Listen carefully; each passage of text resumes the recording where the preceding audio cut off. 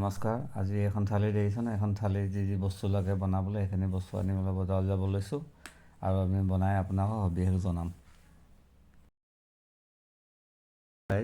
এতিয়া দেখিছোঁ না, আমি বজাৰ কৰি সেই ওচৰতে এখন মিঠাই দোকান দেখিলোঁ। এই দোকানখন দেখিছোঁ না, ইয়াত মিঠাই বিভিন্ন ৰকম পোৱা যায়।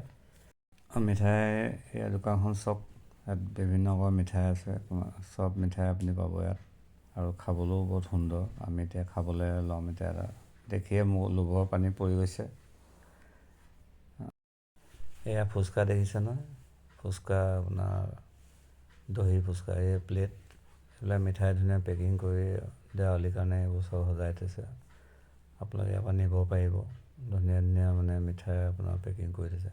এইটো ইডলি, এইটো খাই বহুত ভাল লাগে। এয়া ফুচকা, এই দহি ফুচকা, এয়া পানী পুৰি। এতিয়া বজাৰ কৰি আহিলোঁ, বজাৰ কৰি লাই শাক আনিলোঁ। আজি লাই শাকৰ খাৰ হ'ব, লগত এটা অমিতা। এয়া দেখিছে না, স্ক্ৰীণত দেখিছে না, এই লিখি থোৱা। ইয়াতে এই মিক্সিত মাৰি লৈছোঁ চব। তো এয়া দেখিছেনে, আমি বজাৰৰ পৰা আনি লোৱা বস্তু দি পেলাই খাৰ বনাম। এতিয়া ইয়াত তেল দি ল'লোঁ ইয়াতে, তাৰপিছত ইয়াত লাই শাক দি দিছোঁ। শাকৰ লগতে আমি এতিয়া ইয়াত দিম অমিতা। অমিতাটো অলপ কেঁচা পকা আছিলে, ভাল লাগিব খাই। তাৰ লগতে আমি দিম পিচি যে লৈছিলোঁ সৰিয়হ, জলকীয়া সকলো মিক্সিত, এইখিনি আমি দি দিম এতিয়া। দিয়াৰ পিছত অলপ নিমখ আৰু অলপ খোৱা ছ'ডা দিম। দি লৈ আপুনি এইখিনি উতলিবলৈ দি 4-5টামান চিটি মাৰি দিয়াৰ পিছত ধুনীয়াকৈ নমাই দিব পাৰিব। খাবলৈ সেইখিনি ৰেডি হৈ যাব।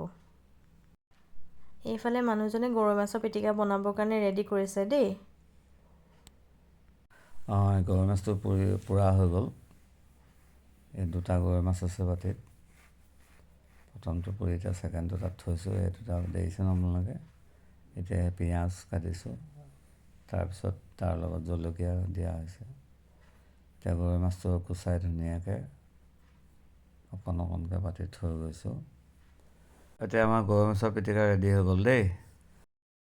এতিয়া পদিনা চাটনি বনাম। এই পদিনা চাটনিৰ লগত এতিয়া আপোনাৰ থাকিব থেকেৰা, তেতেলী, নহৰু, বিহ জলকীয়া, এইবোৰ চব মিক্সি মাৰি পেলাই এয়া চাটনি হৈ গ'ল। এই থালিখন ৰেডি কৰি লৈছোঁ। এয়া প্ৰথমে ভাত দি লৈছোঁ, তাৰপিছত এয়া খাৰ, লাই শাকৰ খাৰ, এয়া আপোনাৰ গৰৈ মাছৰ পিটিকা বনাইছিলে তাৰ অকণমান এইখিনি দি লৈছোঁ কিনাৰত। তাৰপিছত এয়া আপোনাৰ পদিনা চাটনি, থালিখনে ধুনীয়াকৈ কিনাৰে কিনাৰে দি লৈছোঁ।